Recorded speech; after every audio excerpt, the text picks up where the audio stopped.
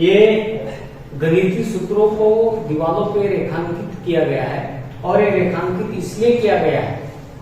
ये मेरे स्वयं के खर्च पे मेरे द्वारा पूरी 6वीं 7वीं 8वीं में गणित के ज्यामितीय आकृतियों को दूसरी गणित के विषयों को रेखांकित इसलिए किया गया है कि इससे बच्चे लगातार क्लास में जब पूरे समय बैठता है तो इन पे निगाह जाती है। निगाह जाने से बच्चा बार बार a प्लस बी की घात 2 बराबर से a का स्क्वायर प्लस b का square plus 2ab, a minus B की घात 2 a का स्क्वायर प्लस b का स्क्वायर माइनस 2ab, इन को दीवारों पे रेखांकित करने से बच्चा बार बार उस पे निगाह जाती है, बार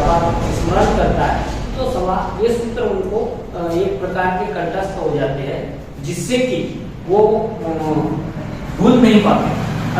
उसके बाद से हमने ज्यामितीय आकृतियों को भी रेखांकित करने का काम किया, जैसे बेलन है,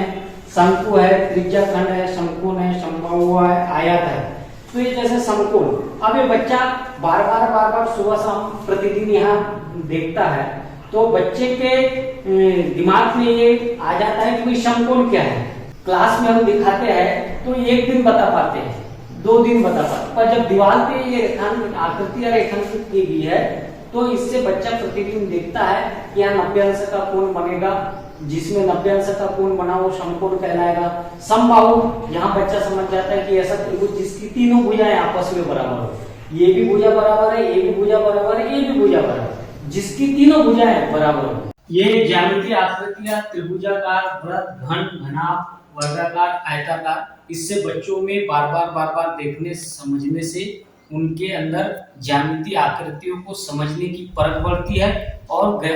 गणित को सीखने की ललक भी उत्पन्न होती है। जैसे प्राकृत संख्या है, पूर्ण संख्या है, परिमेय संख्या, इस वृत्त के अंदर में हमने पूरी संख्या जैसे पूर्ण संख्या, प्राकृत संख्या, पूर्णांक संख्या है,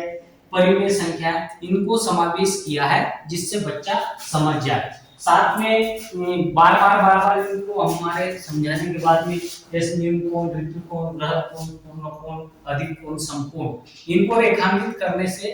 ये होगा कि बच्चों के अंदर ज्यामितीय आकृतियों की सीखने की ललक भी बढ़ेगी और बहुत जल्दी वो गणित को सीख भी पाएंगे और गणित को सीखने का आनंद भी उनके अंदर अति उत्साह से होगा। इसलिए हमने दीवारों को रेखांकित करने का काम किया है और उससे हमको सकारात्मक परिणाम भी सामने आ रहे हैं।